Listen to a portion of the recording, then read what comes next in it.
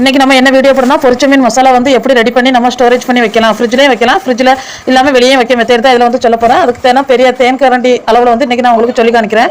ஒரு 2 ஸ்பூன் வத்தல் பொடி எடுத்திருக்கேன். அதுக்கு வந்து மஞ்சள் பொடி வந்து 1/2 ஸ்பூனு, நிறைய போடக்கூடாது, மஞ்சள் ஸ்மெல் அடிக்கும் மீனில், அதனால் மஞ்சள் பொடி வந்து இதுக்கு 1/2 ஸ்பூன் போதும். அதே போல் பெருஞ்சீரக பொடி வந்து எடுத்திருக்கேன். அதே ஸ்பூனுக்கு 1.5 ஸ்பூன் பெருஞ்சீரக பொடி. அது வந்து வாசமும் நல்லாயிருக்கும், அந்த கொழுப்பு இது வந்து நமக்கு பொரிச்ச மீனில் இருக்கிறது வந்து குறையும், உடம்புக்கு நல்லது, பெருஞ்சீரகம் நிறைய சாப்பிட்றது. அதே மாதிரி இந்த ஸ்பூன் அளவுக்கே வந்து கார்ன்ஃப்ளவர் மாவு 2 ஸ்பூன் எடுத்திருக்கேன்.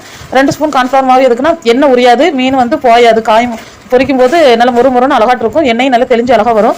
அதே மாதிரி டீஸ்பூனில் வந்து 1 டீஸ்பூன் இஞ்சி பூடு போட்டிருக்கேன். இஞ்சி பூடு ஆப்ஷன் தான், உங்களுக்கு வேணா நீங்கள் போட்டுக்கலாம், ஆனால் போடாமல் இருக்கலாம். அதுபோல் ஒரு ஸ்பூன் உப்பு. நமக்கு எப்போவுமே உப்பு வந்து கையளவில் தான் எனக்கு கரெக்டாக இருக்கும், ஏன்னா ஸ்பூனில் கையில் எடுத்து ஸ்பூனில் அளந்து உங்களுக்கு காமிச்சிருக்கேன். கொஞ்சமாக வந்து பெப்பர் தூள் போட்டிருக்கேன், நல்ல மிளகு, இது எல்லாமே போட்டு நல்லா நம்ம கையால் மிக்ஸ் பண்ணிக்கலாம். தண்ணி எதுவுமே சேர்க்காண்டாம். இஞ்சி பூடு வேணா உங்களுக்கு போட்டுக்கலாம், போடாமே வந்து இது மிக்ஸ் பண்ணலாம். இதே நல்லா அழகாக உதிரியாக வரும்.